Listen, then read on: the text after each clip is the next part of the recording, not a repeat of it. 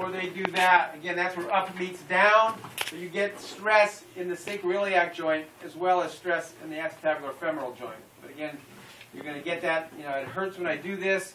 And for sacroiliac lesion, quite commonly, again, when a person goes to get up from being seated or they're going upstairs, whenever that leg that's involved is on the stair and it's kind of like this, that's when it's going to hurt. So that's one of the ways that you can tell that there may be a sacroiliac lesion using the Trendelenburgs to give you that information. So the other ones are usually on the back. Yep. Are these just the Thomas's orthopedic tests? Oh, we know the these. Chest. Yeah. So what you're looking for is for this other leg to come off the table. So this is indicating hip contraction on the table side. They may also say it hurts here. That's not, frankly, a positive Thomas's test, but important to use that information if something might be going on.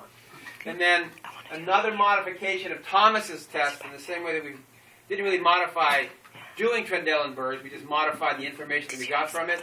If I push this knee to this shoulder, this is stressing his sacroiliac joint.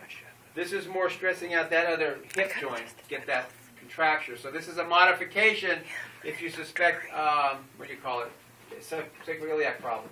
Then Patrick Fabre, the knee goes on the ankle goes on the opposite hip. A lot of times I just want to make sure how do they lay. And when they're in a neutral kind of position, then I'm going to support the opposite ASIS and then push the knee toward the table. So the initial push is going to get pubic symphysis and inguinal ligament area. The next area in the arc that's going to be potentially problematic is the acetabular-femoral joint. And then at the end of the compressive pressure is going to be the sacroiliac joint. So depending upon where they might say it's tender, can give you information about pubis, hip, and or SI. Okay? So those are the ones that are typically done in the supine position. In the prone position,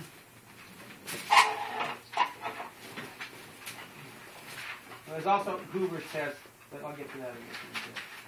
So Eli's test, Nakala's test, hip to ipsilateral buttock.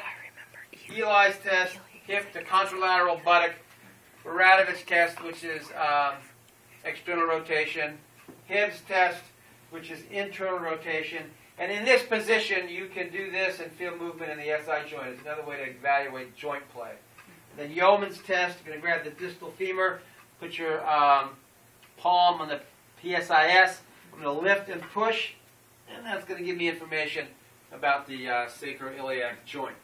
And then turn over again on your back. And then Hoover's test. This again is for malingering. You hold the legs up about 6 inches or so off the table, then lift this leg up, bring it back down for me, lift this leg up, bring it back down for me. So what I'm feeling for is the leg that's going up, the other leg to kind of create counter pressure is pushing against it. Technically speaking, again, this would be done in a more of a chronic condition. This is like 6 weeks, 2 months, 3 months down the road, where a patient still says, oh, my back hurts, I'm not getting better. And there'll be other signs that you might suspect that there could be malingering or a person is, dragging it out. So theoretically, when you ask them to do this, they'll just say it hurts. And then you don't feel the effort. So, again, it translates to you're not trying. So if you're not trying, you're faking. In an acute situation, in fact, they may not want to do it because it may hurt. But again, this is more like chronic down the road. I don't know exactly what the cutoff may be, but a couple of weeks down the road, particularly if you're in the receiving care, they're just not getting any better. And sometimes, people who malinger, I believe we talked about, other terms to describe it, like the universal reactor, the exaggerator, the amplifier. These are people that are kind of like, ooh, ah, ah, ooh, ah. And everything that you do kind of hurts them, right? And you just get that feeling of like, wimpy. And so it's somewhat of a subjective thing, but you get that sense of, I don't think, something just doesn't seem to line up here. This person is just like too overly sensitive. And I think we talked about Waddell signs, did we not? Not yet? Maybe next week we're going to talk about Waddell sign.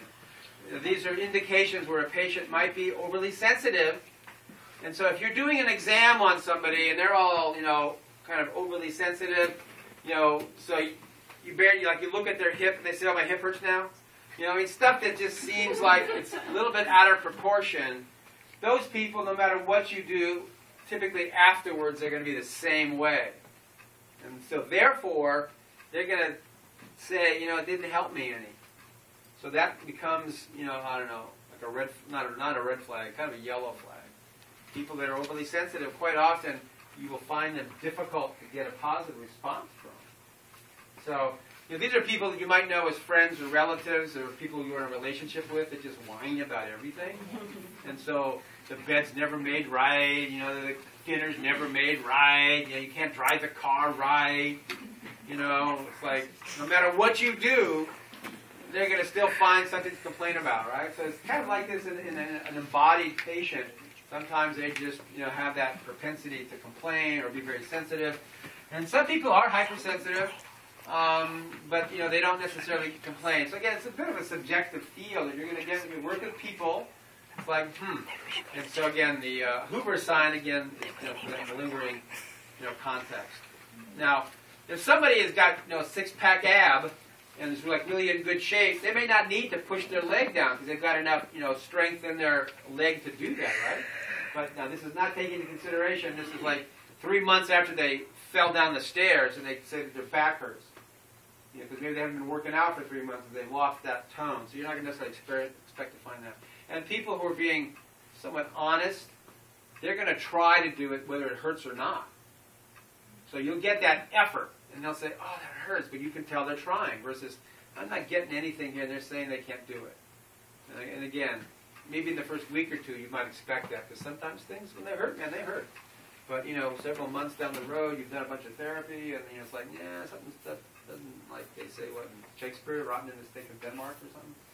Not in the steak of Denmark, in the state of Denmark. Just haven't had red meat in a while. I'm going to hang out with my friends. All righty, any questions about the ortho things?